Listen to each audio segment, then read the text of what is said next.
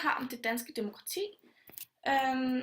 Og jeg har fået stillet en problemstilling, der lyder således: kan Danmark kaldes et demokrati? Hvilket jeg vil svare på i slutkonklusionen. Hertil har jeg 3 underspørgsmål, hvor det første lyder således: hvilke muligheder har befolkningen for at få indflydelse på de politiske beslutningsprocesser?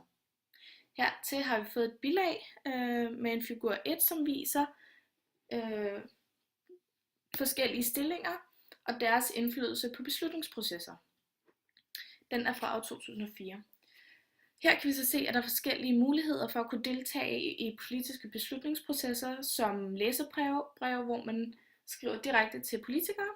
Man kan også deltage i forskellige organisationer, græsrodsbevægelser, deltage i udvalg,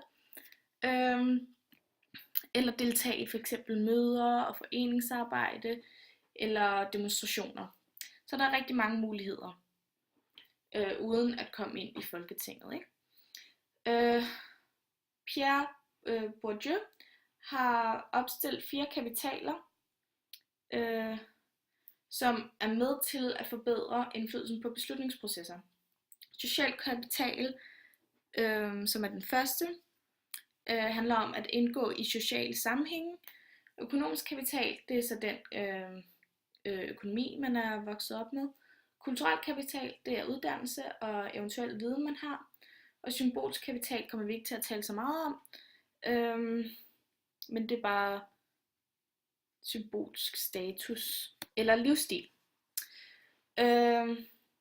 Det er især social og økonomisk kapital, der også kan være med til, at man får bedre beslutningsprocesser og kulturel da alle de 3 gør, at social kapital, man kan måske have nogen, man kender, som er i Folketinget økonomisk. Det giver en slags status, man kommer højere op i registret, rent i befolkningen, hvilket også gør, at man kan have folk, man kender. Og kulturel kapital, det gør, altså uddannelse, det gør ligesom også, at man har en vis viden om politik. Det leder så også hen til næste underspørgsmål. Hvordan kan uddannelse påvirke ens deltagelse rent politisk, og hvordan kan dette påvirke kriterierne for det ideelle demokrati?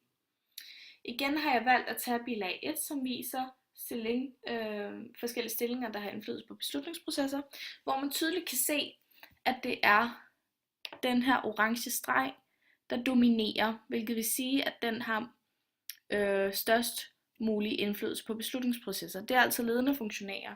Ledende funktionærer er ret højt oppe rent socialt gruppemæssigt. Det vil sige, at det er folk, der muligvis har en større uddannelse liggende bag sig. Og det viser nok også, at jo mere man deltager, jo større forståelse har man for politik. Så ja, jo bedre uddannelse og jo bedre forståelse af samfundet har man så, især når man lærer om det i skolen osv. Denne manglende forståelse hos nogen, det kan resultere i, at en større gruppe måske ser mere passivt på selve politikken. De deltager i hvert fald ikke lige så meget. Og det vil sige, at folket med den højere uddannelse tager styring af systemet. Og på den måde er det ikke længere et demokrati, der ikke alle har mulighed for at have indflydelse på, hvordan samfundet er skruet sammen. Jeg har derfor valgt at tage Robert Dahls figur med, da det er åbenlyst at tage med, når at han har sine kriterier for det ideelle demokrati.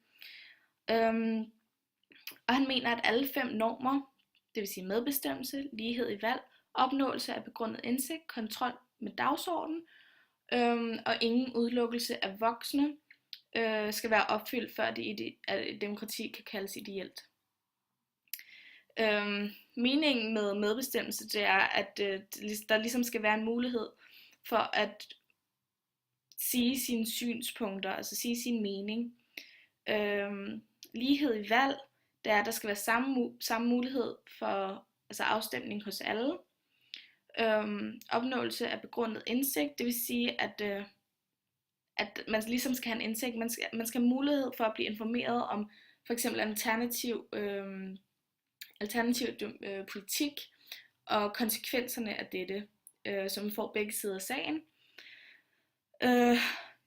Og kontrol med dagsordenen, det vil sige, at man ligesom har mulighed for at tilføje løbende til politisk dagsorden, altså de her 3 sidste normer.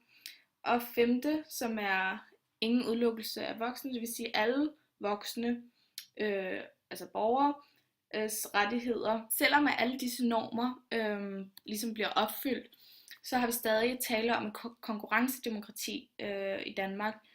Det vil sige, at det er de mest kvalificerede, der taler, og på den måde er det nemmere at tage beslutninger, og forslag går hurtigere igennem. Til gengæld, så har folk ikke rigtig noget at sige, og det er lettere at se passivt på tingene. Og som jeg sagde før, det opfylder ikke det med at være et demokrati, der alle ligesom skal have lov til at kunne tale, og det ikke kun skal være dem med højere uddannelse, som det hurtigt kommer til at blive. Hertil er der så blevet lavet et barometer, som måler dansk demokrati og kvaliteten af det danske demokrati med 3 emner, som er frihed, kontrol og lighed. Vi kan så se, at den stiplede linje er gennemsnittet af mange lande, hvorimod at den hele linje, det er Danmarks demokrati. Og der kan vi se, at hvis 100 det er det ideelle demokrati, 0 det er så ikke demokratisk, kan vi se, at Danmark ligger ret konstant lige over 70 hele vejen igennem, hvilket vil sige, hvor godt vi opfylder de her 3 kriterier om frihed, kontrol og lighed. Dem vil jeg så komme ind på nu, og hvor godt vi opfylder dem.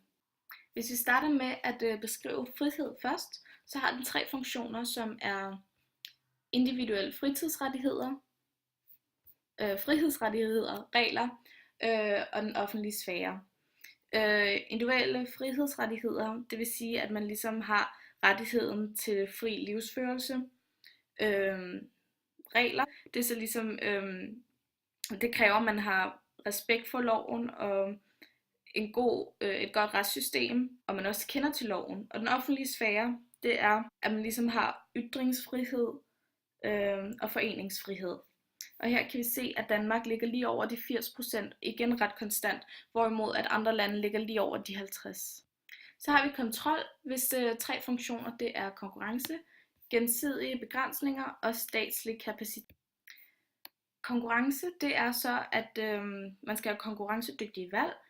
Gensidige begrænsninger, det er, at man har kontrol over regeringen, altså den er begrænset. Og det sidste, statslige kapacitet, det er, at man den sikrer en lydhør implementering, altså kræver adgang til ressourcer og betingelser for en effektiv gennemførelse.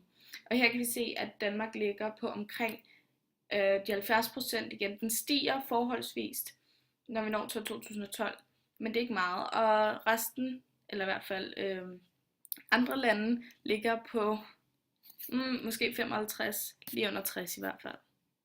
Så har vi lighed, som har de 3 funktioner: gennemsigtighed, deltagelse og repræsentation. Hvor gennemsigtighed, det er ligesom, at der ikke er nogen hemmeligheder i politik. Altså, der er gennemsigtig politik, der foregår. Og deltagelse, det er, at alle borgere har rettigheder til lige deltagelse. Og repræsentation, det er, den sikrer alle borgers ret til medbestemmelse. Og her ligger Danmark på omkring de 70%. Den stiger lidt, falder lidt, men det er meget konstant. Hvorimod at de andre lande ligger også ret konstant, men på de 50% i stedet for. Også ret konstant, men på de 50% i stedet for. På den måde kan vi se, hvor højt vi ligger demokratimæssigt, altså mod de ideelle demokrati i forhold til så mange andre lande. Vi ligger igen imellem de der 70-80%, hvilket er forholdsvis højt, når det ideelle demokrati ligger på de 100%. Det sidste underspørgsmål, som er, i hvor høj grad vil tilliden til Folketingets politikere forstærkes, hvis Folketinget repræsenterer hele landet. Der har vi fået et bilag 3, som hedder Demokratiets udfordringer, køn, klasse, etnicitet og alder, skrevet af Jytte Nielsen. Der står: Folketingets medlemmer er yngre end befolkningen som helhed, og 65+'erne er stort set ikke repræsenteret.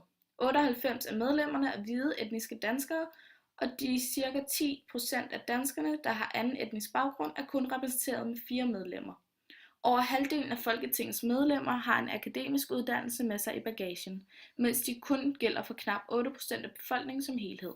Et andet bilag, vi har fået af Jyllandsposten, der hedder "Tillid, helt ærligt, nej", beskriver tilliden blandt befolkningen til Folketingets politikere. Der står: "I målingen af danskerne på en skala fra 0 til 10 blev bedt om at give udtryk for, i hvor høj grad de har tillid til de danske folketingspolitikere.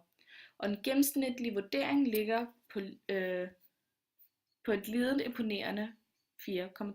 Jeg mener, at der kunne være en sammenhæng mellem de to. Altså, hvis Folketinget repræsenterede hele landet, så ville tilliden forstærkes, da hele befolkningen bliver repræsenteret, og færre vil falde fra, altså flere stemmer vil komme til, mere deltagelse vil komme til. Det kræver dog en vis enighed, og Karl Marx har beskrevet et utopisamfund, hvor at alle bliver gjort lige, og vi er derfor enige. Samfundet kan ligesom derfor styre sig selv. Det er et utopisamfund, fordi at det ikke kommer til at kunne eksistere. Nypluralismen går så ind og siger, at magten ikke er ligeligt fordelt, blandt andet på grund af ressourcerne. Altså det bliver svært for alle at få indflydelse på samfundet, og det er en kritik på det klassiske pluralisme. Det er måske også det, der taler om i det indirekte demokrati. Det er det demokrati, vi har i Danmark. Det vil sige, at vi kan frit gå ind og vælge politikere ind i Folketinget, og vi kan frit vælge mellem partier, altså stemme på partier, konkurrencepartier, hvilket også gør det lettere at være passiv som borger. Jeg kan hermed konkludere, at det ideelle demokrati er et utopi, altså det er for svært at opnå selv for Danmark. Dog er vi ret højt oppe i de målinger, der er blevet lavet om vores demokrati, men det ideelle demokrati kan ikke opnås. Betydningen af demokrati er folkestyre, men uden folket er der intet demokrati. Vi burde derfor som Danmarks befolkning kunne gå ind og være meget mere med i politik, og være meget mere med som borger og deltage meget mere. Fordi det går ikke, at det kun er de bedst kvalificerede, der stiller op, og dermed får indflydelse på samfundet. For hvor meget kan man så kalde Danmark for et demokratisk samfund?